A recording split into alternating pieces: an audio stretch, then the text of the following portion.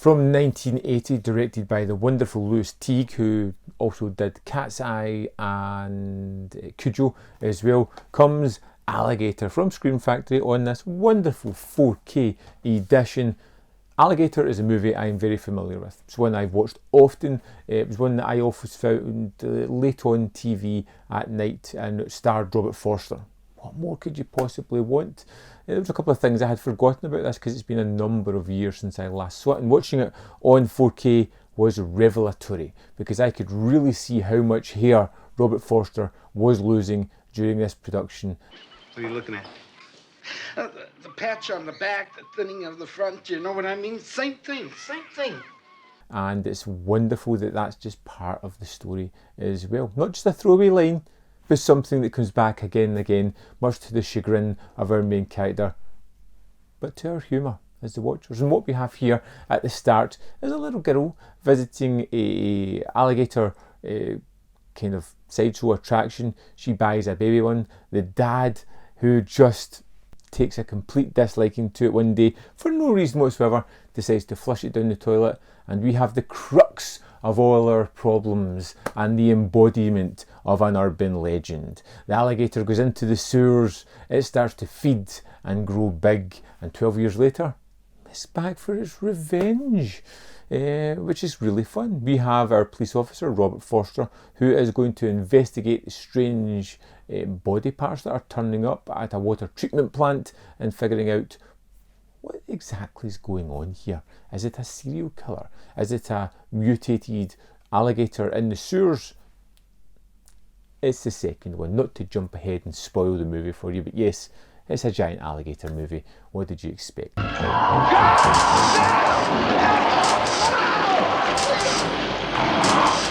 To join David, Forster's character, we have Marissa, a young girl who knows a lot, a young woman, who knows a lot about alligators. That's her field of expertise. No, I had one once when I was little, an alligator. I just monitored, get us a call. My father found it dead one day, though, so I didn't get to keep it very long. Throughout the movie, we discover that as a young girl, she had a alligator who her dad flushed down the toilet. It's her alligator. At the heart of this story, it's about a young girl being reunited with the pet she lost. In a roundabout kind of way. But Alligator is incredibly fun. It's one of those movies that doesn't take itself seriously. In fact, there's lots of inconsistencies. There's lots of fun, silly moments throughout the movie, but it really just adds to certain aspects of stuff. There's a moment later on as we watch a bounty hunter character who we just loathe, or I did anyway, walk down a dark alley, who is surprised by a giant alligator that has somehow nestled its way under piles of trash. Got him? Why did it get there? How did it get there without anybody spotting it? Does it matter? Not particularly, because it's awesome when it jumps out and chomps down on said disgusting bounty hunter. I love that kind of moment. You've got Forster, it's David and Marissa, and their kind of connection is really kind of fun. I like the banter between the two actors, but I find that this is something that Forster does really well in all his movies, creating a connection with his leading lady. You're the country's leading herpetologist. You have a wonderful mind, a doctorate degree, and beautiful tits. As they kind of fall in love, but still have a driving purpose of killing a giant alligator. The good thing about this one is it doesn't rely too long on the myth of the alligator.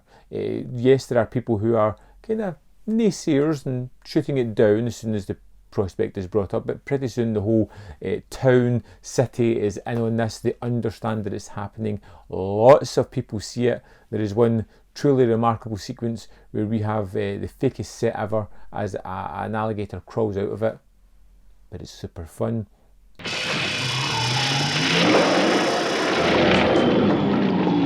There's a wonderful scene with some kids playing walk the plank above a swimming pool that has the giant alligator just sitting in it.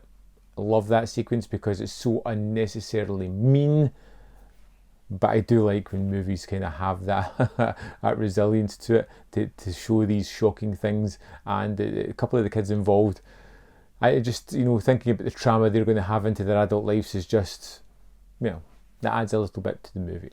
Alligator's so much fun. It has a giant alligator. I love when nature fights back and eats man and becomes the sort of crux of the movie. These are something that I personally enjoy, these films. I think the addition of Robert Forster is terrific. He's a wonderful character. You let your hair grow down and whip across, nobody will be able to see it. There are some dodgy acting as well, but I feel as though that adds to the whole piece, particularly his police captain with the most ridiculous and out there eyebrows since Eugene Levy. He is really piss poor line delivery, but again adds to the aesthetic and the fun of the movie. I love Alligator. I enjoyed watching this with my kids. It's a family friendly movie of a giant alligator eating people, if your family's into that kind of thing. I would love to know your thoughts on this so silly, so entertaining movie. Let me know in the comment box below your thoughts on Alligator. We'll have a little talk about it. Did you pick up the 4K? Is this something you're interested in? I want to know. As always, there's more content here. You can see more of my stuff if you're so interested. Hit the like button below this video because, well, it helps. And you know what? Just hit the like button if you like giant alligator movies. Yeah, seems fair enough. Below that is the description box where you can see a link for my Patreon or membership program, which would really help the channel. Thank you for watching, and I'll see you next time on Man v Film.